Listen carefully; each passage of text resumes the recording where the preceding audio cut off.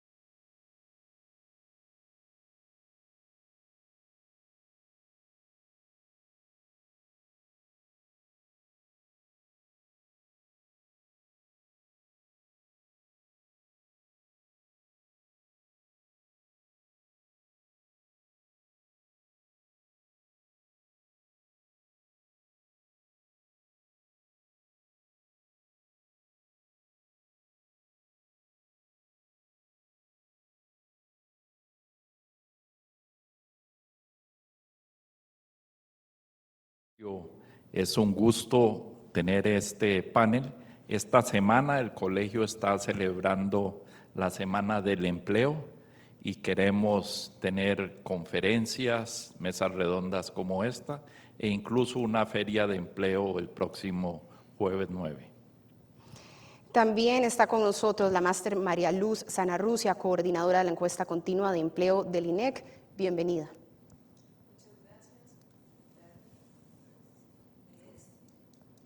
Sí, el micrófono. Gracias por invitarme. En realidad es maravilloso que un colegio de economistas tenga esta iniciativa de tener información, de accesar a los agremiados y apoyarlos a conseguir empleo. Gracias. Nos acompaña también el ingeniero Julio Castilla, presidente de la Cámara de Comercio de Costa Rica.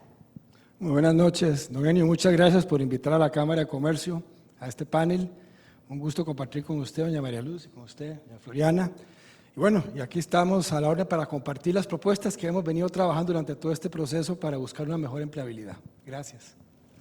Y también en este panel la licenciada Floriana Méndez, profesora de IBS School of Business of Escazú, ejecutiva de recursos humanos con más de 20 años de experiencia a nivel local y a nivel centroamericano. Bienvenida.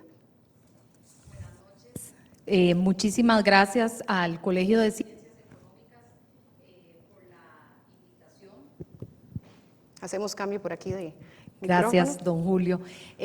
Muchísimas gracias por la invitación y pues bienvenido a toda la gente que nos acompaña en redes. Para mí es un placer estar acá, no solamente representando a la Escuela de Negocios Escazú, con quien pues estoy contribuyendo, sino también a través de la firma Doris Peters, en donde laboro en el área de consultoría y estamos muy de la mano en todo este tema de empleabilidad a nivel nacional e internacional.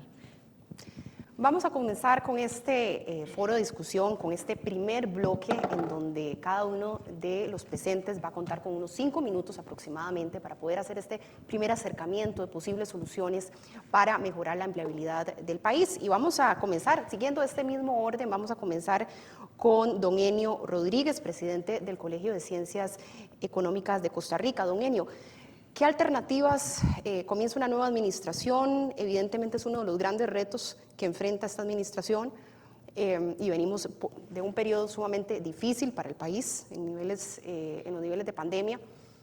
¿Qué se puede hacer? ¿Cómo se puede abordar esta problemática? El tema del empleo es uno de los temas de preocupación constante y de propuesta de parte del colegio y para eso trabajamos muy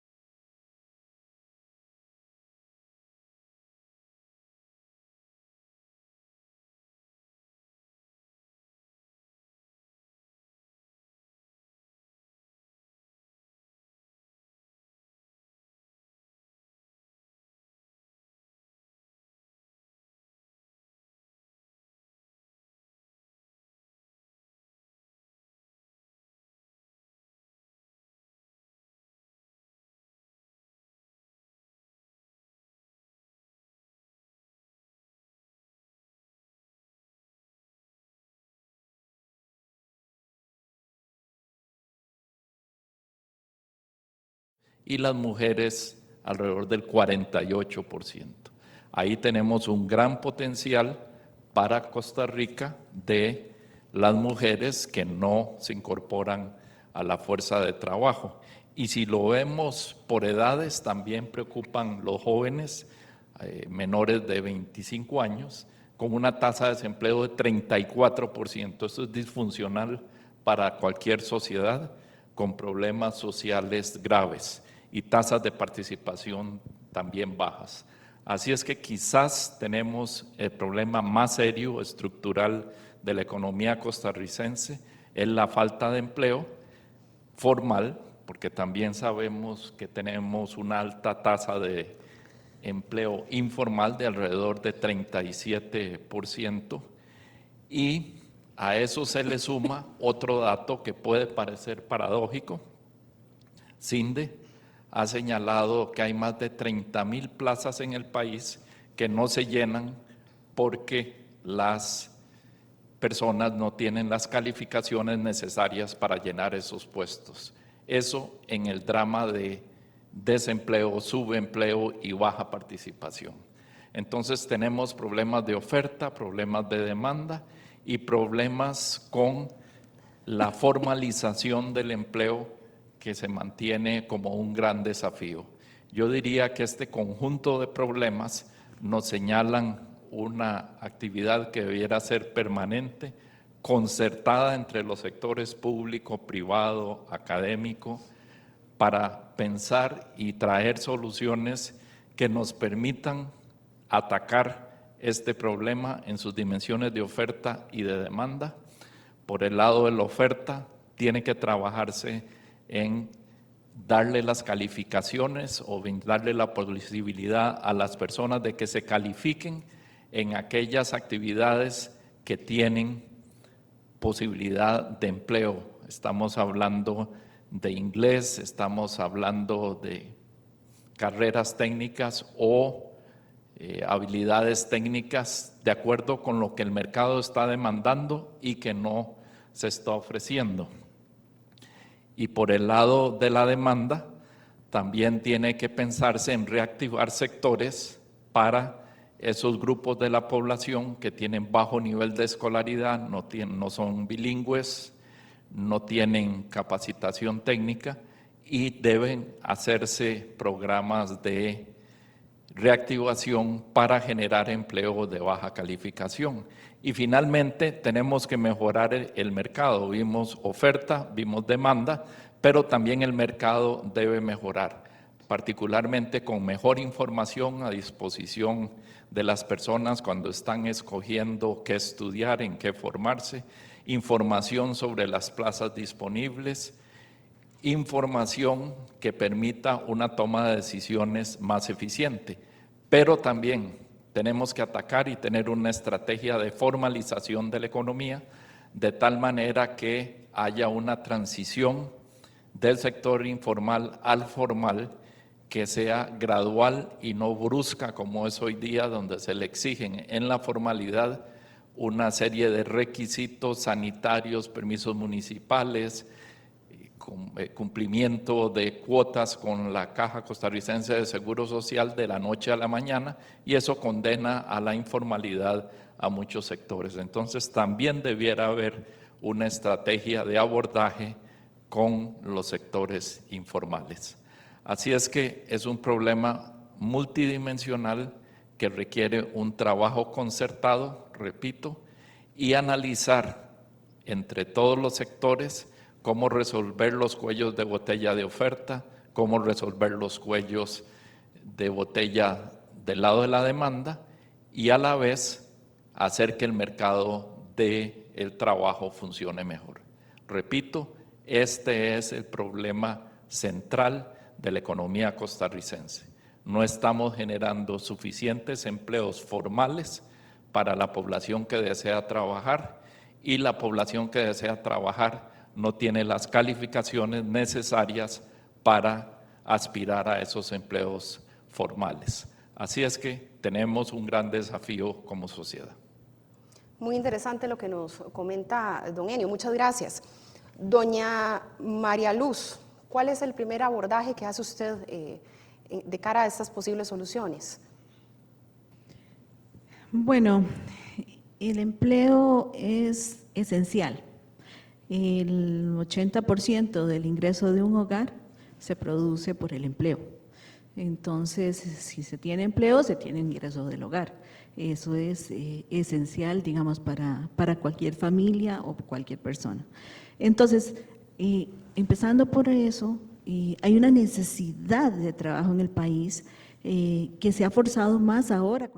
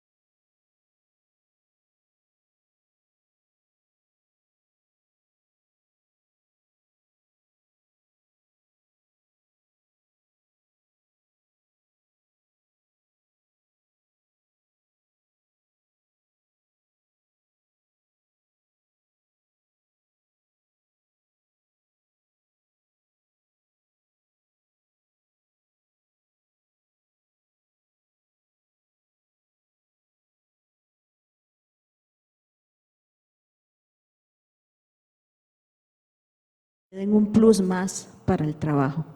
Doña María Luz, precisamente usted nos trae una presentación. Sí, es una presentación rápida sobre la encuesta continua, digamos, es una encuesta de recolección continua que se realiza simultáneamente en todo el país. Entonces, se está recogiendo información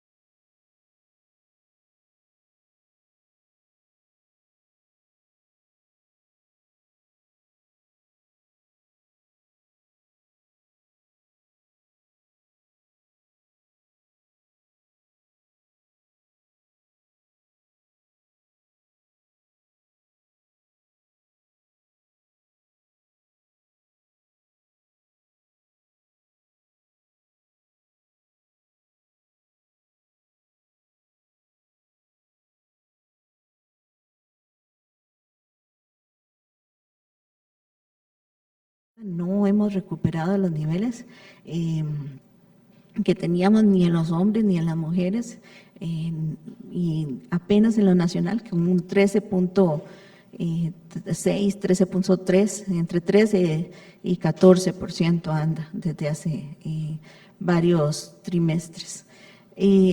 La tasa de no participación que comentaba don Enio también es importante porque tampoco hemos recuperado los niveles que teníamos de participación en el trabajo. La no participación significa gente que se queda fuera del mercado de trabajo, es decir, no participa ni como ocupado ni buscando trabajo activamente.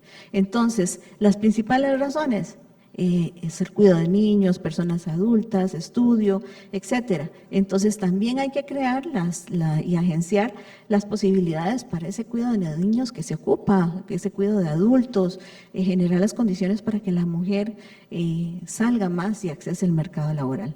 Cuando en el 2019 todavía tenía un acceso más fuerte al mercado de la mujer. En general esto es como para que se vea el ciclo de la población ocupada. Por ejemplo, en la tasa de ocupación se ve que los hombres tienen una tasa de ocupación mayor que la mujer. El azul es el trimestre enero, febrero, marzo del 2021 y el rojo es enero, febrero, marzo del 2022. Entonces ustedes pueden ver que el nacional en el 2021 fue 49% la tasa de ocupación y para el 2022 fue de 51.5%. ¿Aumentó? Pues sí, interanualmente aumentó y ha ido aumentando, pero no alcanza todavía los niveles que requerimos para más generación de empleo. Y como ven, las siguientes dos columnas son los hombres y el caso de las mujeres. Vean la diferencia entre hombres y mujeres. La tasa de subempleo también mucho mayor en las mujeres. Es decir, hay más mujeres que trabajan menos de 40 horas y desean trabajar más horas. La distribución porcentual, por ejemplo, del sector de actividad económico, ustedes ven que, bueno, a nivel nacional, un 71% de los 2.100.000 de ocupados que tenemos, de 2.100.000 de ocupados que tenemos, trabaja en comercio y servicios. Comercio es el motor nacional. Pero donde más trabajan las mujeres es en comercio y servicios. Entonces, a nivel nacional es un 71%, a nivel de mujeres un 86%. En el caso del grupo ocupacional, bueno, en Costa Rica se ha caracterizado también porque ya tiene una fuerza de trabajo con mayores niveles educativos. Eso también ha forzado que tenga ocupaciones calificadas medias, especializadas y ocupaciones altas, pero también hay mucha gente en ocupaciones elementales. Sin embargo, la mayoría se concentra en las medias. Ahora, el empleo informal. Bueno, el empleo informal, como pueden ver, en el enero, febrero, marzo del 2021 era 45%, ahora es 43%. ¿Por qué?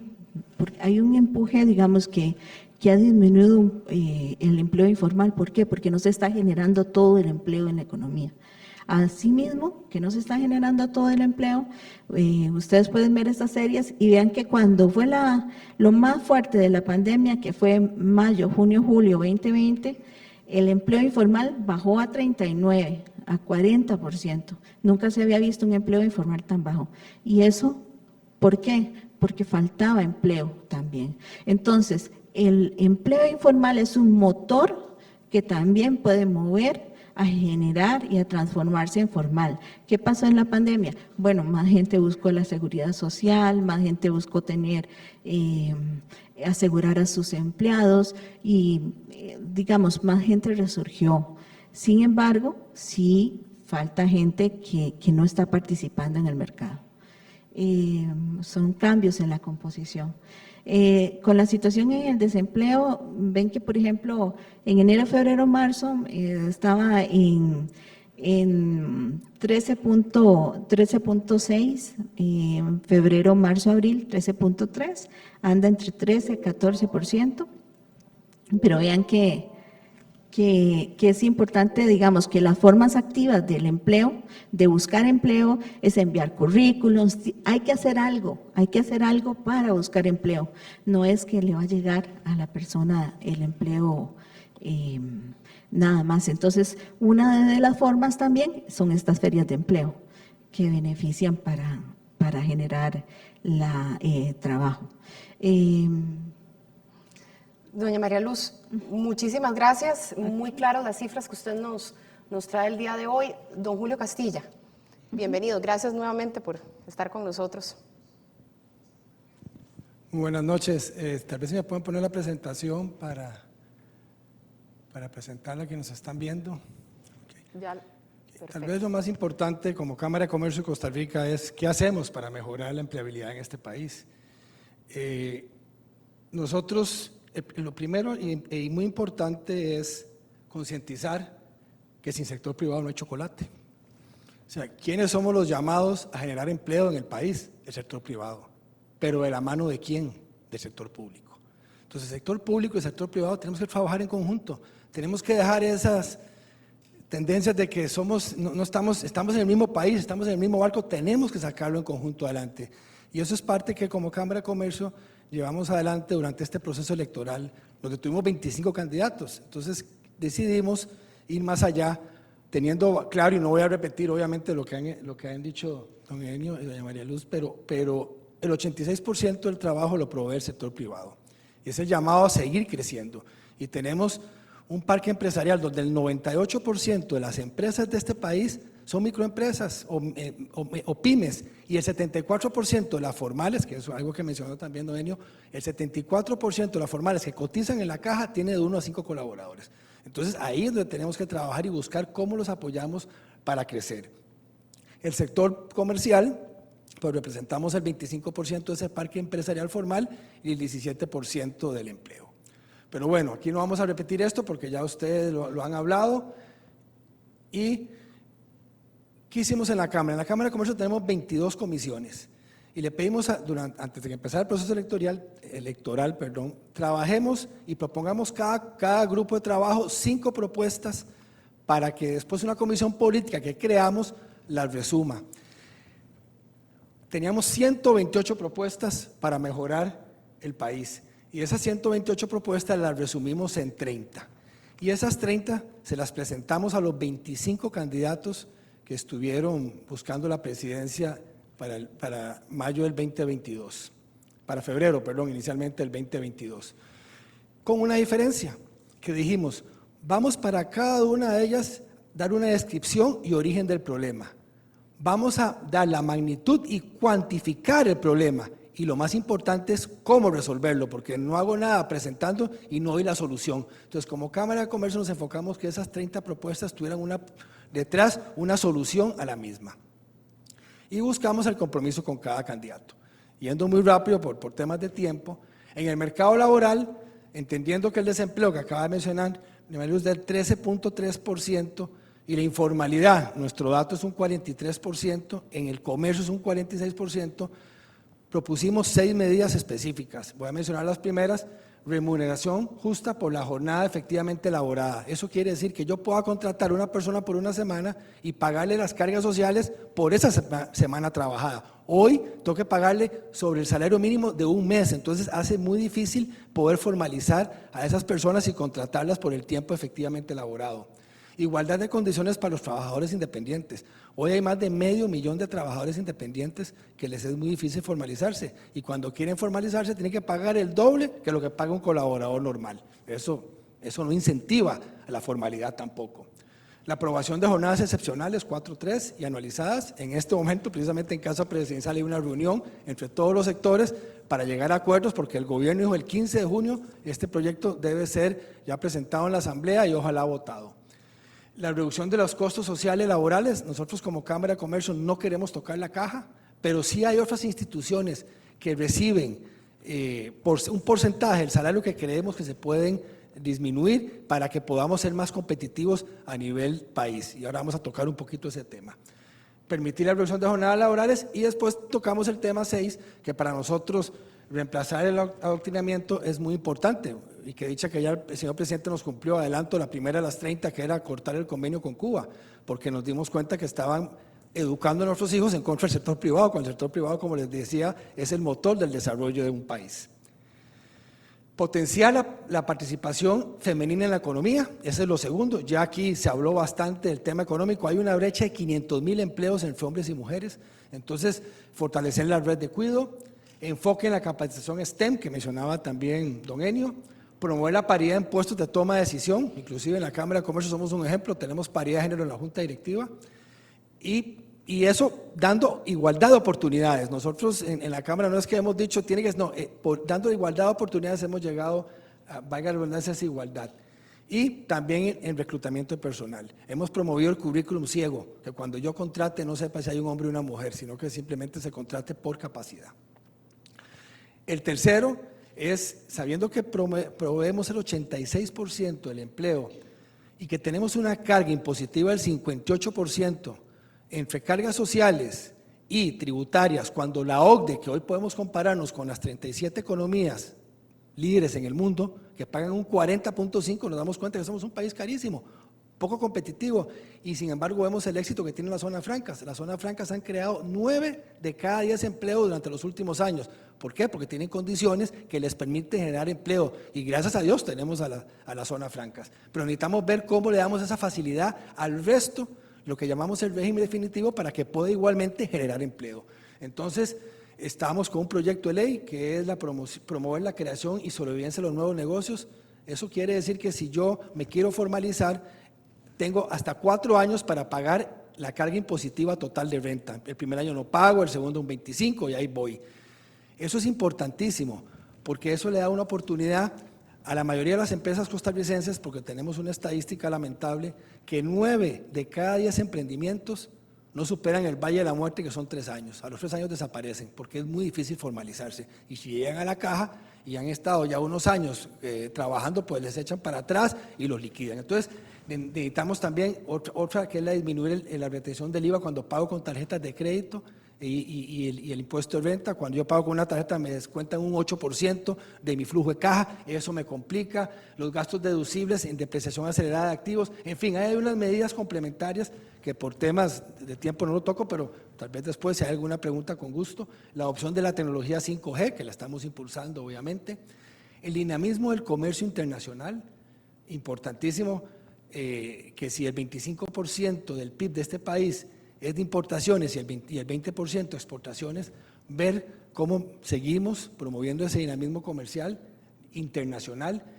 Ya hemos tenido reuniones con Puerto Caldera, necesitamos descongestionar Puerto Caldera, eso es una grave crisis, y tras que tenemos la de contenedores y el puerto saturado, hay que dar soluciones, y estamos trabajando junto con el MOP y con la misma gente del gobierno a ver cómo podemos dar un sentido de emergencia a esta situación que se está viviendo en el puerto de Caldera. Mejorar la eficiencia de la DGA, el segundo punto que la Cámara de Comercio había puesto, ya es una realidad. La nueva Ley General de Aduanas no es perfecta, pero es un gran paso en la dirección correcta. Y promover la integración a la Alianza del Pacífico, también un compromiso de este nuevo gobierno. La promoción del comercio formal, que hablaba ahí don Enio, esa es una situación crítica.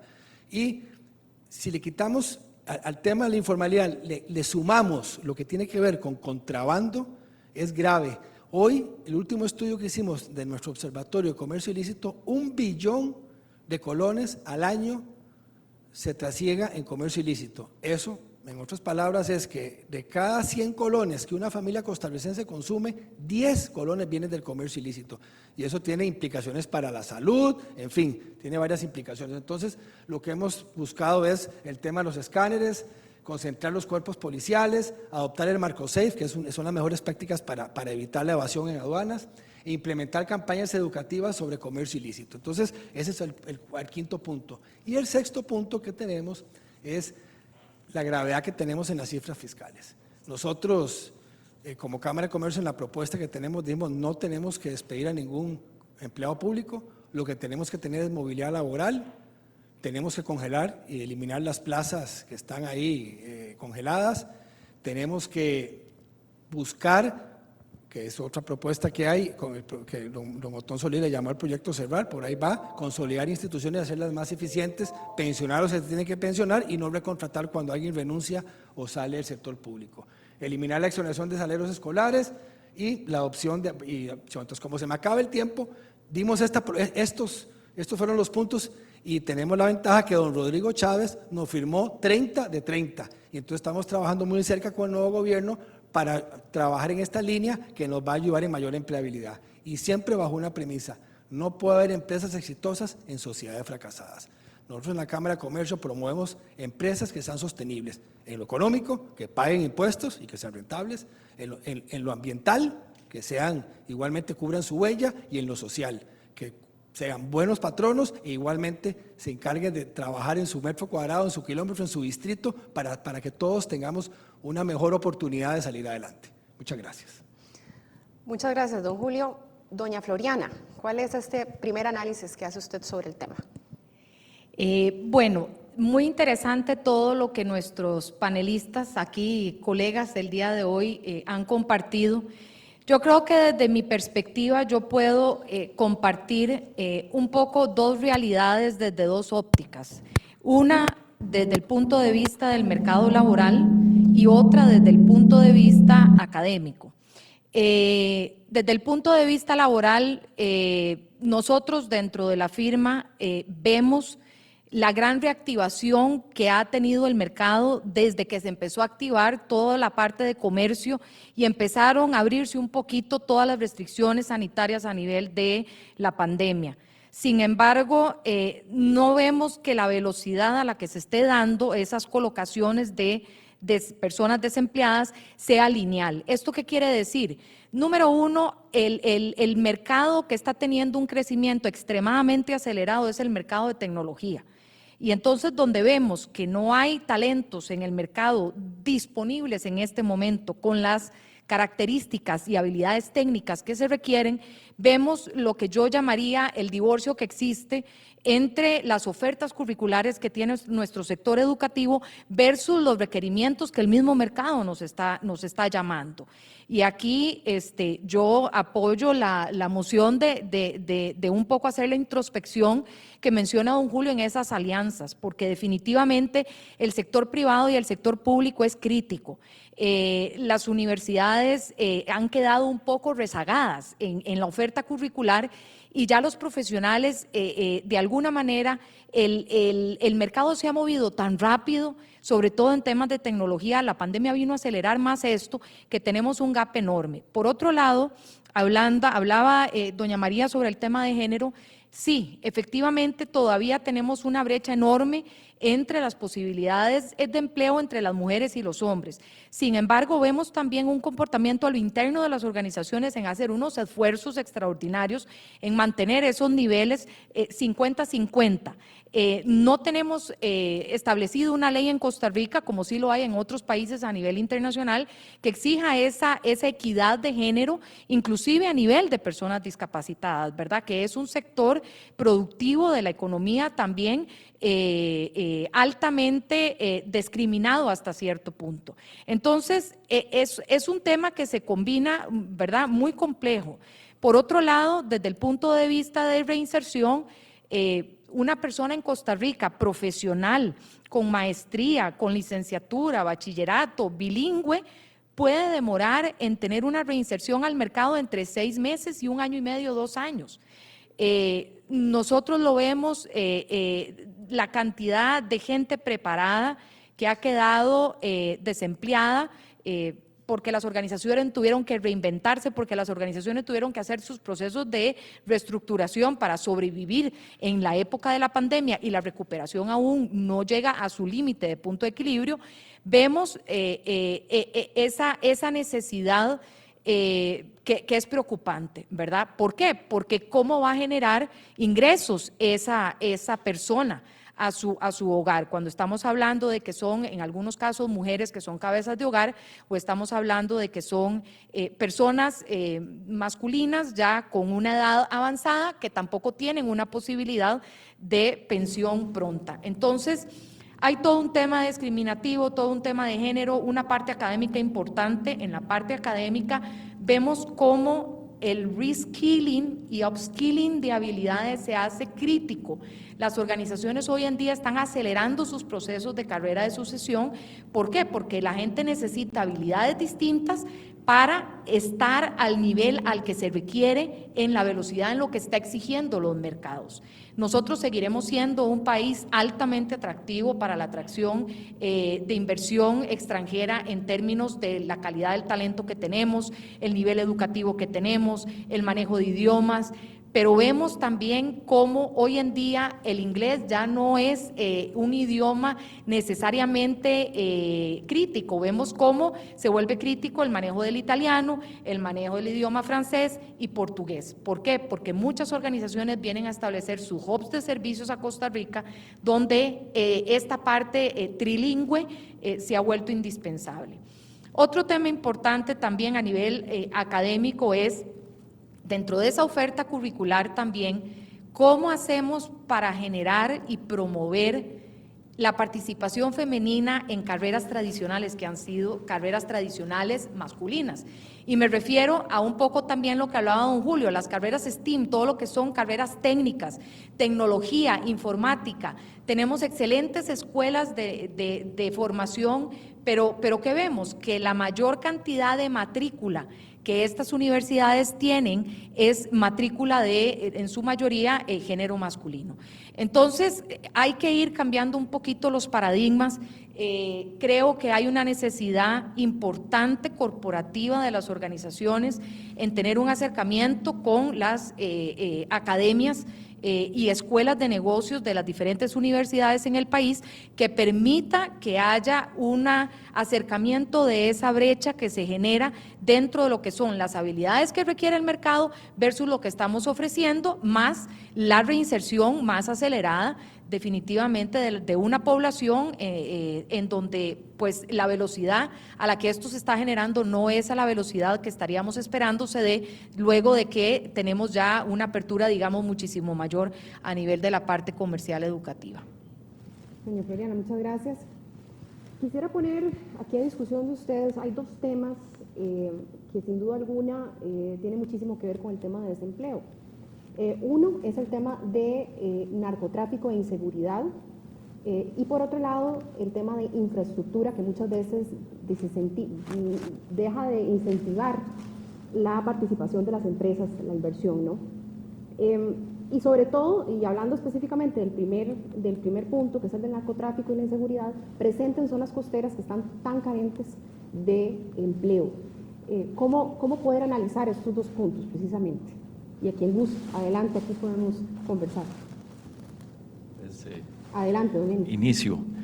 El colegio ha hecho esfuerzos en materia de empleo en insistir en la dimensión territorial de las políticas de empleo y que para ello ha propuesto una nueva regionalización del país dividido en 15 subregiones que son más homogéneas entre sí que el resto de los cantones que no forman parte de cada una de esas subregiones.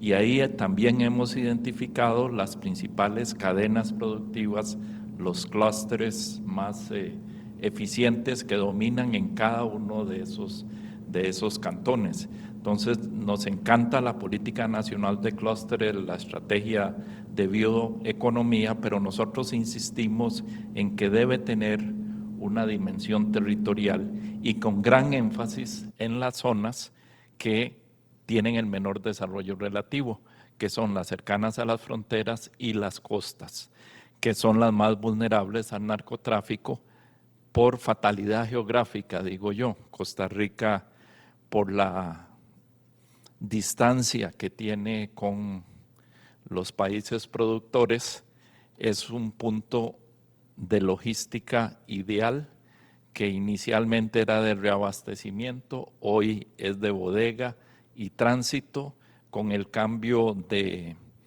las mulas hacia los contenedores, con la gran diversidad de oferta exportable que tiene Costa Rica, lo hizo muy atractivo.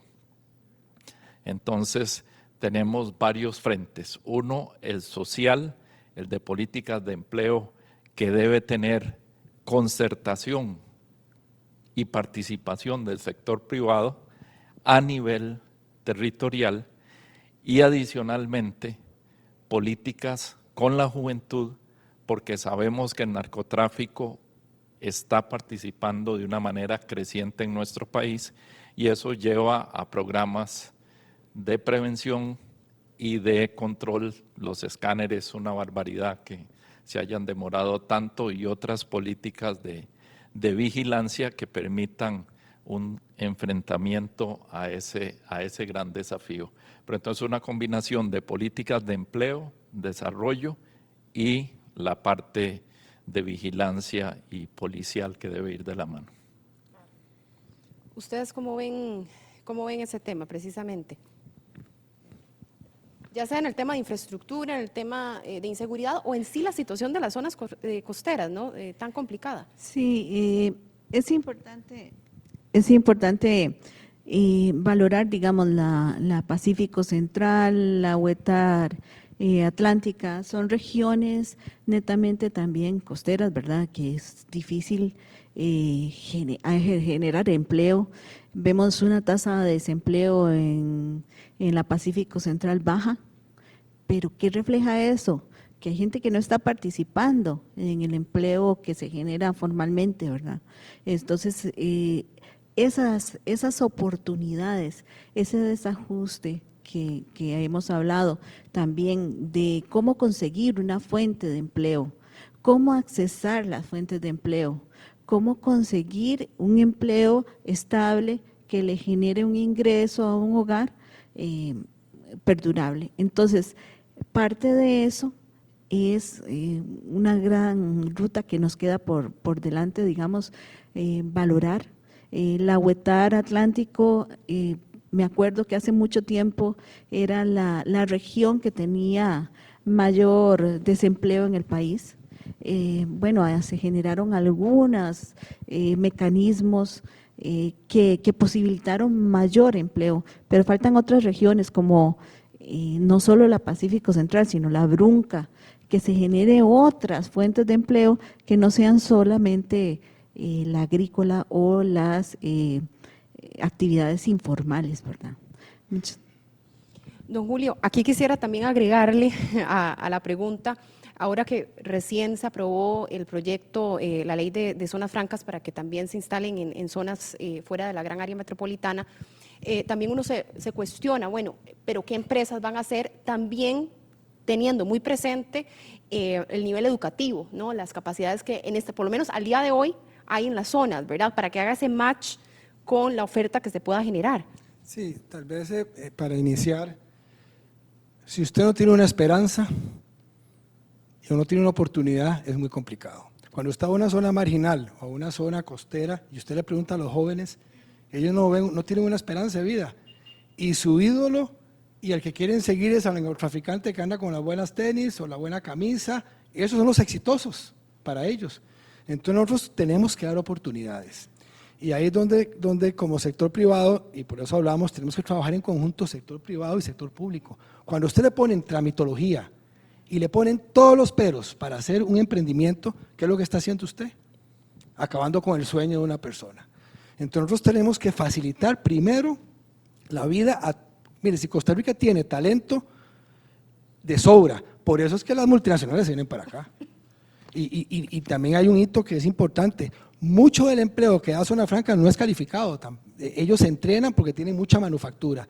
Entonces, a lo que voy es oportunidades. Hoy Costa Rica tiene que cambiar esa percepción de ponerle peros a todo y que todo es problema. Hay que basarnos en la confianza y darles oportunidad a los de emprendimiento. Y lo vemos en infraestructura. ¿Cuánto duramos haciendo una calle? ¿Cuánto duramos haciendo una autopista? Costa Rica tiene 18 kilómetros por hora el promedio de transporte, es el más lento de toda la región, somos los más malos transportándonos en la región y cada vez que vamos a licitar y nos llevamos un proceso de 10, 15 años y ya vemos lo que pasa con San Carlos, es increíble. Entonces uno lo que dice es, o nos cambiamos el chip con un país que tiene todas las capacidades hoy para ser un país desarrollado. Entonces por ahí es donde nosotros como Cámara de Comercio hemos querido concientizar. Y este gobierno y el señor presidente dijo, yo me quiero comer la bronca, hay que comerse la bronca. ya hay que trabajar de la mano y tomar las medidas que este país ha venido postergando por muchos años. Entonces, vemos con muy buenos ojos las primeras señales que ha dado. Y entonces nosotros, desde el sector privado, tenemos que ser esa contraparte y trabajar de la mano a que nos facilite, como lo dijo hoy, el sector público para que podamos tener más emprendimientos. Y ahí están proyectos de ley que ya están en la Asamblea. Para terminar, tuvimos al ministro Gamboa del MEIC en la Cámara de Comercio hace una semana y nos dijo, la directriz que yo tengo son 3. Una, más y mejores empleos, bajar el costo de la vida y acabar con la corrupción. Y lo primero que me manda el presidente, dígame usted, como Cámara, 10 cuellos de botella que yo puedo quitar a partir de mañana por medio de un decreto, por medio de un cambio de procedimiento o por medio de una medida administrativa, que no requiera proyecto de ley. Y ya estamos trabajando todas las cámaras en eso. Esas son muy buenas señales y eso es el reto que tenemos como país. Don Eni, ¿usted quería agregar algo?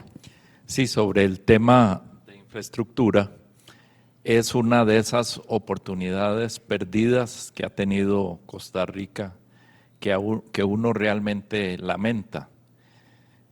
Recientemente, quiero decir 8 o 9 años, el endeudamiento para no hacer el ajuste fiscal pasó del 40 al 60% del PIB.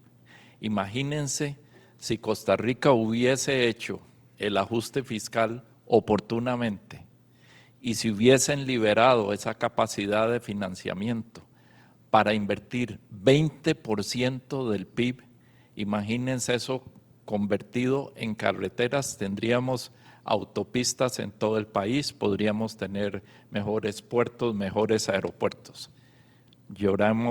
No vamos a llorar sobre la leche derramada, pero para poner en perspectiva malas decisiones políticas como no hacer el ajuste fiscal oportunamente y el costo de oportunidad de no haberlo hecho.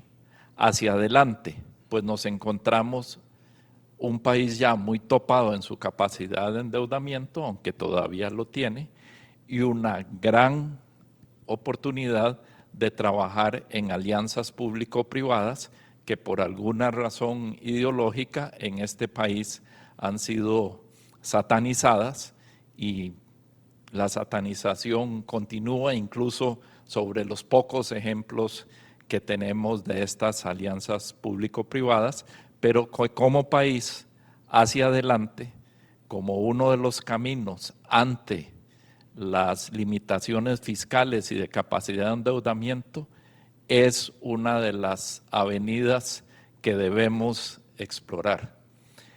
Y recuerdo un ministro de Transportes que después llegó a presidente de la República de Chile, socialista, el ministro Lagos, después presidente, dijo: la inversión pública debe dedicarse a todo aquello que no se puede concesionar.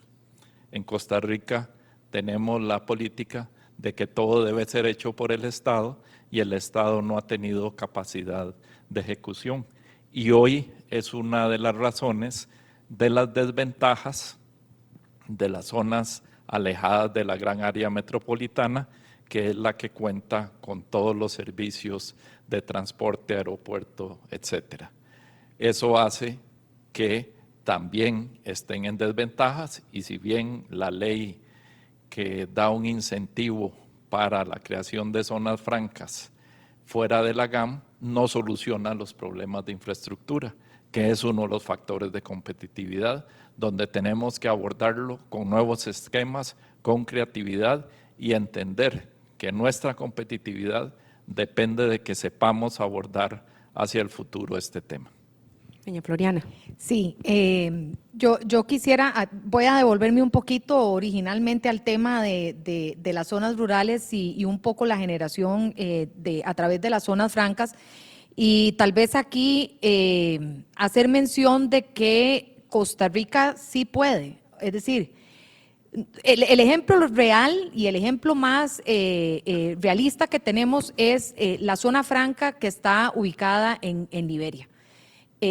Tenemos una megaplanta ahí que le da empleo a cualquier cantidad de personas del área de Guanacaste y sus alrededores con un potencial de desarrollo enorme y vemos cómo las compañías multinacionales traen a su gente especializada temporalmente a nuestro país, hacen alianzas con las sedes académicas que están localizadas en estas zonas regionales y generan programas colaborativos de capacitación y toman gente probablemente muy básica en su formación académica, pero empiezan a generar programas de entrenamiento en donde estas personas ingresan a posiciones operativas y poco a poco tienen la posibilidad de ir creciendo. Entonces, desde el punto de vista de las realidades de mercado que tenemos, de las necesidades que vemos que existen a nivel del desempleo, las capacidades académicas que en algunos casos sí tenemos una brecha importante que cubrir, en donde las alianzas del sector académico educativo son fundamentales, creo yo que es una ventana y una puerta de que si tenemos esa posibilidad a nivel del sector norte en nuestra provincia de Guanacaste, lo podríamos tener sin ningún problema en cualquier otra área marítima o costera, ¿verdad? El tema está en que hay un trabajo que empieza desde el nicho familiar, ¿verdad? Y cuando vemos, ¿verdad?, que un poco el orgullo que sentimos es hacia las personas que tal vez tienen malos pasos, pues es ahí donde tenemos que empezar a plantearnos o a replantearnos también en el sector académico qué tan sólidas son esas sedes regionales que tienen nuestros organismos educativos dentro de Costa Rica en términos de poder ir formando profesionales que puedan estar listos para atender esas necesidades del mercado. Pero creo que el vivo ejemplo es lo que tenemos en la zona de Guanacaste, en la zona franca ubicada en Liberia. El reto que tiene, por ejemplo, un Instituto Nacional de Aprendizaje de cara, pues obviamente, a todo lo que se avecina. ¿Cómo lo ven ustedes eso? El INA es una de las fortalezas que tiene Costa Rica por su presencia en todo el territorio nacional, por la cantidad de recursos que tiene y por el potencial de atender a esa fuerza de trabajo. Creo yo que le ha faltado focalizar en exactamente lograr ese matrimonio entre las necesidades del sector privado y las capacitaciones que da, una concertación que tiene sus mecanismos, pero no da resultados suficientes y tiene una inercia de repetir lo que venía haciendo en el pasado, que en los últimos años ha habido buenas señales de que están iniciando un cambio, pero debe ser a partir de esa concertación con el sector privado para determinar en qué debe especializarse o atender esas necesidades de capacitación que no las tiene que dar solo el INA. Hay muchos países donde el INA o los entes similares al INA son certificadores de institutos o otros centros de educación técnica que son los que dan la capacitación usando el presupuesto público para ese respecto, o sea que se puede flexibilizar el esquema. Y yo pondría un énfasis muy particular en el sector, en el primer quintil, el 20% de familias de menores ingresos, casi la mitad de los hogares son mujeres jefas de hogar. Ellas son quienes deben velar por los ingresos. Bueno, a mí me gustaría ver un programa focalizado en mejorar el potencial de ingreso de las mujeres jefes de hogar en el primer quintil. Igual con los jóvenes que están hoy desempleados.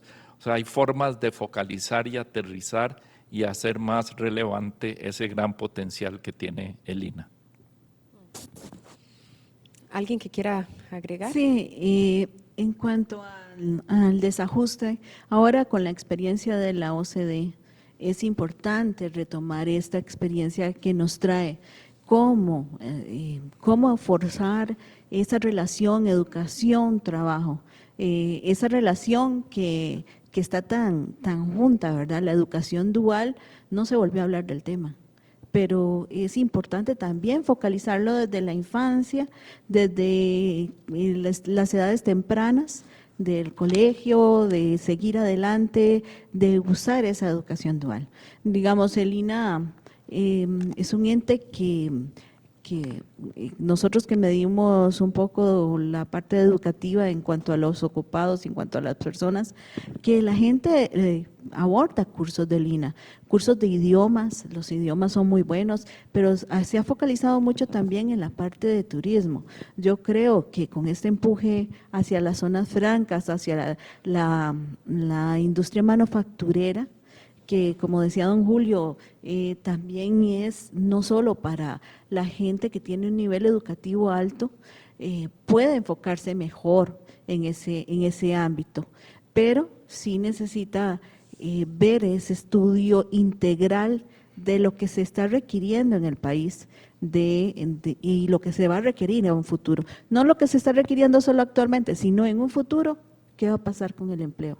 Entonces, bajo ese énfasis, la educación dual, la parte de los idiomas en la parte educativa, el empuje hacia habilidades, hacia competencias, eso puede ir hacia un futuro, a una preparación mucho mejor de las personas para adaptarse a esa transición educación-trabajo. Yo quisiera aquí agregar algo muy importante, y es que creo que también el trabajo tiene que empezarse desde la secundaria, ¿verdad? Vemos cómo también los jóvenes a nivel de los colegios no tienen la más mínima noción o no saben qué estudiar, no tienen claro para qué soy yo bueno, cuáles son mis habilidades.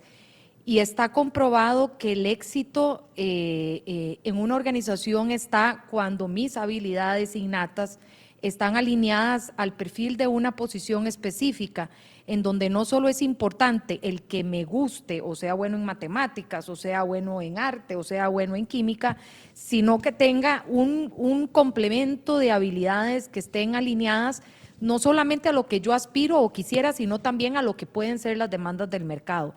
Y creo que eso es algo sumamente importante en donde reitero que para mí el tema de las alianzas y el tema del trabajo conjunto entre el sector educativo y el sector empresarial es crítico porque uno me va a dar la luz y el otro me va a guiar. Y creo que los jóvenes hoy en día tienen esa brecha en que salen del colegio, e inclusive algunos no tienen esa posibilidad de entrar a llevar una carrera universitaria por una necesidad económica en que tienen que entrar al mercado activo laboral, pero de alguna manera tampoco tienen claro en qué soy bueno o a dónde podría yo aportar y guiar mi carrera. Entonces creo que también el trabajo de nuestra sociedad debe empezar mucho antes, ¿verdad? Mucho antes, desde la etapa en sus últimos años de colegio, en que podamos dar una contribución a los jóvenes. Sí, yo quería agregar, y es interesante, en la Cámara de Comercio hemos tenido un acercamiento con el INA. El INA está queriendo cambiar, nosotros tenemos un centro de innovación, tenemos un centro de educación, entonces, ¿cómo podemos trabajar iniciativas conjuntas, sector público, sector privado, para precisamente generar mayor empleabilidad? Pero también algo que decía doña Floriana, nosotros ya tuvimos una reunión con la FOT, aquí tenemos la FOT, que es la Fundación Omar Dengo, hace un gran trabajo, entonces ya tuvimos una reunión, porque la FOT tiene una pequeña incidencia todavía sobre el MEP, hay que trabajar con el MEP y aprovechar este nuevo gobierno para llevar todo ese trabajo que hace la FOT al resto del MEP y poder llevar las carreras STEM, que es lo que la FOT da tecnología, pero bueno, ya que tiene la tecnología, ¿cómo hago que los estudiantes la utilicen mucho mejor? Entonces, vemos una mayor anuencia a trabajar sector público, sector privado, y esa es la insistencia que como Cámara estamos día a día con el gobierno, aprovechando las nuevas autoridades, de que llevemos esas iniciativas. La educación dual que mencionaba María, la educación dual todavía está en pañales, hay un potencial importantísimo para promover la educación dual. En fin, como vuelvo a decir, es un país de oportunidades, entonces tenemos que trabajar de la mano ambos sectores. Muchísimas gracias a los cuatro. Vamos a comenzar este bloque de cierre y vamos a darle a los invitados 5 minutos para que puedan dar sus conclusiones sobre este tema que hemos abordado en el foro del día de hoy, pues de cara a mejorar la empleabilidad en Costa Rica. Y vamos a seguir el mismo orden, comenzando con don Enio Rodríguez. Quisiera agregar otra dimensión que es motivo de preocupación y análisis acá en el colegio. Costa Rica ha logrado, a partir de los años 80, una transformación muy impresionante de su sector exportador y de su capacidad de atracción de inversiones. No voy a entrar a dar más datos que decir que pasamos de 4 productos agrícolas dominando el 70% de la producción, a la oferta que tenemos el día de hoy dominada por implementos médicos en productos y en servicios, otra gran cantidad de opciones. Y hay un elemento que quiero hacer énfasis acá. Ha sido una verdadera política de Estado. No ha habido cambios importantes en la dirección de apertura, atracción de inversiones, y ha habido una tríada institucional que es público-privada. Está desde luego el Ministerio, el COMEX, y está Procomer, con participación privada, y CINDE, que es privada. Las 3 juntas han trabajado de la mano y han logrado que Costa Rica se inserte y es de los más exitosos de América Latina, entre los 3 más exitosos probablemente, en las cadenas de valor de alta tecnología. Ese es el sueño del desarrollo para cualquier país.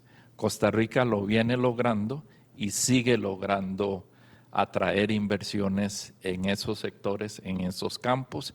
Tiene verdaderos clústeres ya que se siguen potenciando y apoyando con conceptos modernos.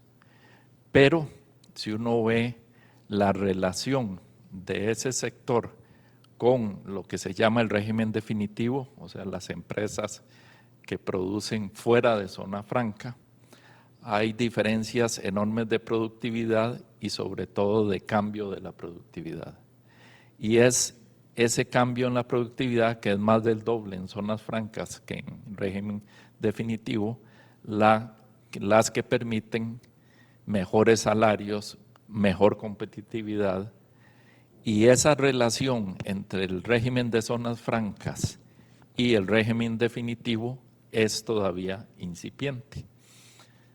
Un estudio reciente muestra que en gran parte el régimen definitivo que le vende a zonas francas lo hace con productos estandarizados, material de empaque, etcétera. No están insertados en la cadena de valor de la zona franca en el aspecto sofisticado de tecnología, que es lo que permite el salto tecnológico. Y entonces, haciendo el paralelismo con el éxito que hemos tenido en desarrollar esos sectores de vanguardia, y nos hacemos la pregunta, ¿cuál es el aparato institucional para asegurarnos una mayor inserción de las empresas del régimen definitivo vendiéndole a las empresas de zonas francas? Y mi respuesta es que no tenemos instituciones.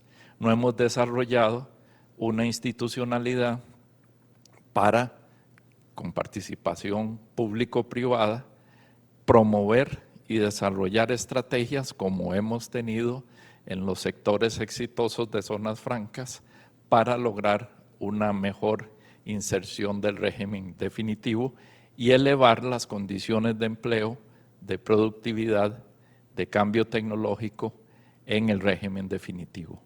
Este es uno de los capítulos pendientes que tiene que ver con el empleo, pero que trasciende la materia de empleo y tiene que ver más bien con cuál es el diseño institucional público-privado que vamos a tener para lograr efectos similares a los que logramos con la diversificación de las exportaciones y atracción de inversiones en zona franca, pero ahora para incidir en el régimen definitivo y lograr que se involucre en las cadenas de valor propiamente donde participan muy exitosamente muchas empresas de zona franca de Costa Rica. Muchas gracias a don Enio. Doña María Luz, sus conclusiones. Bueno, valorando todo lo que hemos hablado, diría 3 cosas básicas. Accesibilidad.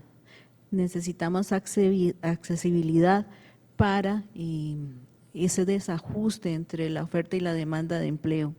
Oportunidad, en segundo lugar, oportunidades para las zonas que están menos favorecidas, que tienen menos producción, que no pueden movilizarse a una región central para venir a trabajar, sino que debe de procurarse empleo en las mismas zonas. Accesibilidad tecnológica, que es otro factor importante. Nada hacemos con tener mucha oferta educativa, pero si no tenemos una página web, herramientas básicas que puedan accesar las personas y herramientas también, cursos gratuitos que puedan mejorar su nivel, eso es básico. Ahora la tecnología, la parte de teletrabajo también sigue siendo importante, un 9%, de 9 a 12% ha representado el teletrabajo últimamente. La parte de plataformas, un 6% de la población ocupada usa una plataforma. Todo eso son herramientas básicas, como decía doña Floria, no es solamente el nivel educativo, sino son las habilidades y las competencias que se ocupan. ¿Y cómo se logra? Bueno, también información es poder. Si nosotros usamos la información que tenemos, si vemos esta falta de accesibilidad en cuanto a la infraestructura, en cuanto a la movilización de los trabajadores, en cuanto a los centros donde está el trabajo y donde están las personas, de alguna manera tal vez podamos llegar a formar más personas que participen y que tengan mayor oportunidad. Gracias. Don Julio. Sí, hay una frase que a mí me gusta mucho que dice: el que no sabe para dónde va, no encuentra viento favorable. Costa Rica apostó hace muchos años a lo que mencionaba don Enio, a competir globalmente. Hoy somos un país que está estratégicamente localizado y somos el país más bello del mundo. Tenemos todas las ventajas para ser un país desarrollado y eso requiere que pensemos de esa forma, que pensemos en grande, que dejemos pensar en el chiquitito. Entonces, aprovechar que hoy la pandemia, hoy se habla de nearshoring y se habla de que tenemos un lugar, estamos situados para generar negocios.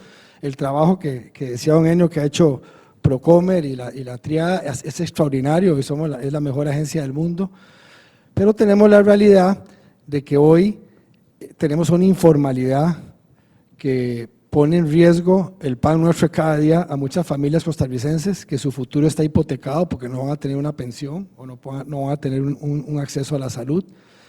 Tenemos que el resto, el 98% de las empresas son pequeñitas o medianas, no tienen más de 100 colaboradores y necesitamos ver cómo les damos esas facilidades y les ayudamos a que puedan crecer y generar más empleo.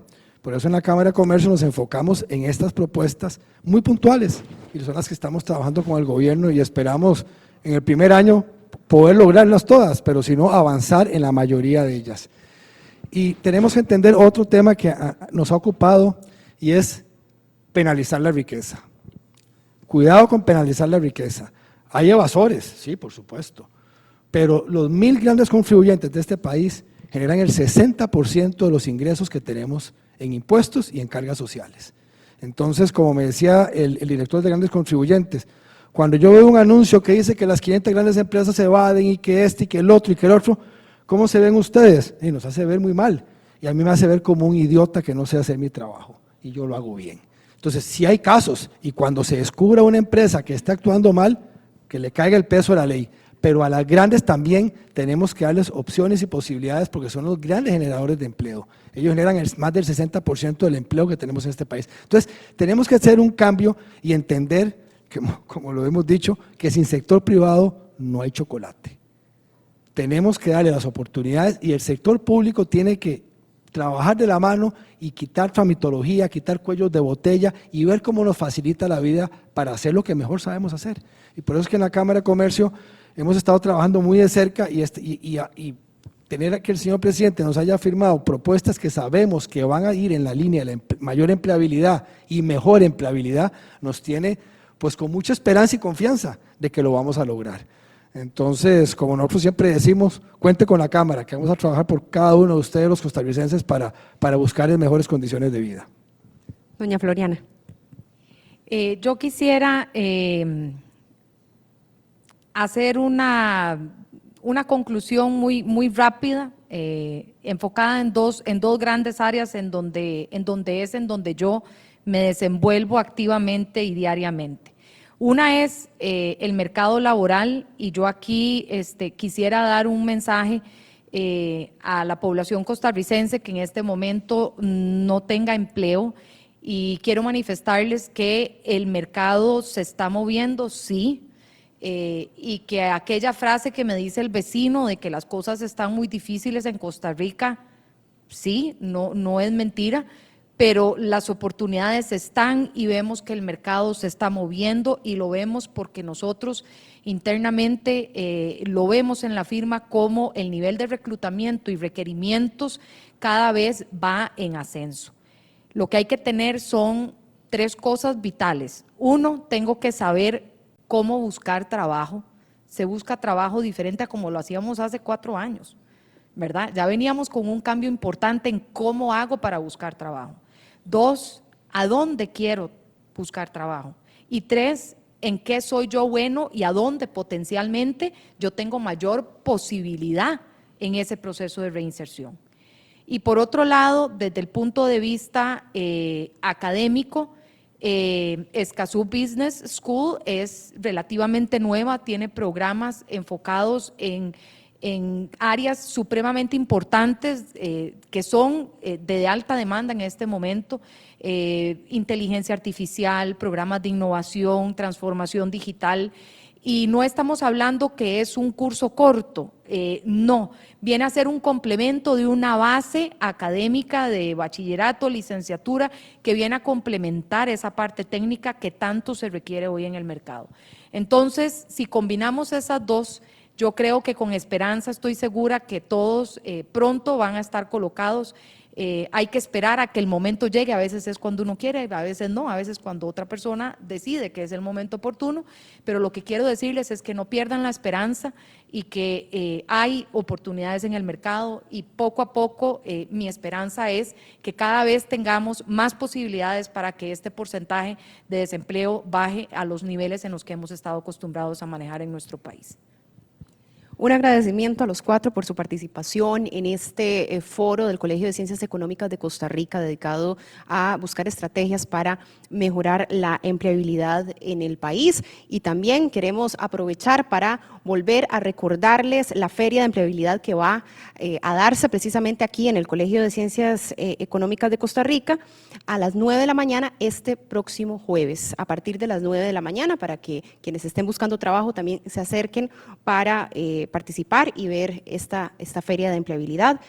Ha sido un gusto haber estado con ustedes durante esta transmisión de este foro de empleabilidad. Muchísimas gracias también a quienes nos acompañaron en esta transmisión, y buenas noches.